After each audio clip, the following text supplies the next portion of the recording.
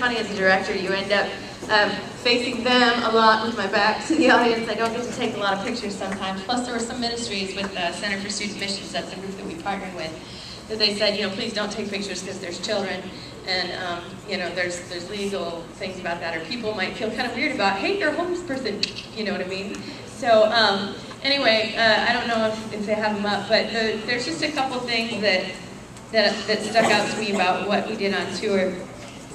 We did a work day the first day we got there, and we ended up doing some gardening at a church where we didn't know anybody. But it was kind of cool because they were celebrating an anniversary. And this is at the site where we stayed. This is CSM. We stayed in a church. And then the next slide is the work day that we did at the church, at a different church. And it turns out that the gal that's the children's pastor there is a Dayton Christian graduate. She was an RJ alumni, and it was just neat to serve them in that way. We don't know them. We didn't get to meet her till later in the week. The next slide is more of the work day, and they were hauling stuff out of this mildewy youth building in a place. But there's pictures up here. There's one picture of a place called Cafe Istanbul, which is a restaurant where we had dinner one night. And I went up and asked our CSM host, I said, can we sing? Because we sing everywhere. And she kind of gave me this look like, oh, I don't know. And I didn't find out till later that the reason why she did that was because the people who owned the restaurant were Muslim.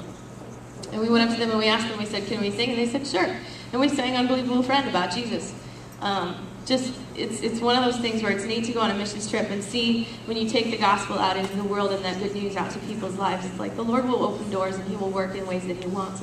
There's another picture of us singing on the steps of a building that's designed after the Parthenon of all things.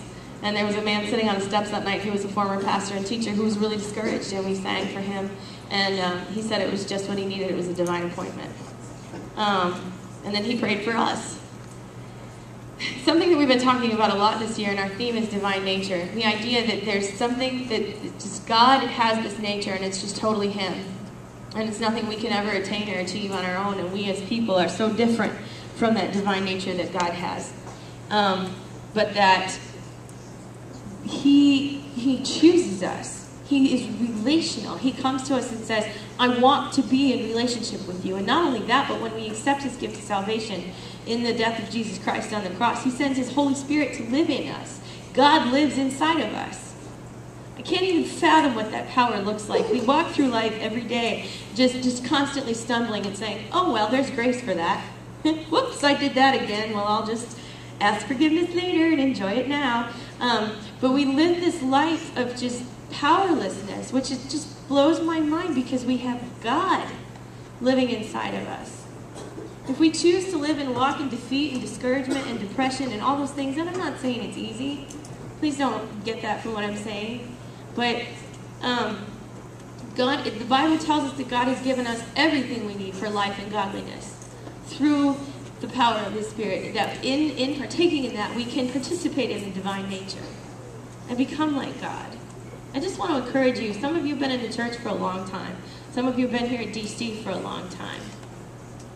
You have God living inside of you. You have the power every day to make those choices and to live the way that honors and glorifies God. To choose to use your gifts and talents in your life to say, yes, Lord, I'm going to use it for you and not for me. Because let me tell you, the only thing that lasts for eternity is God, His Word, and the souls of men. Everything else melts away. It's just gone in an instant. Live your life for what really matters and for what lasts. And do it through the power that God gives us.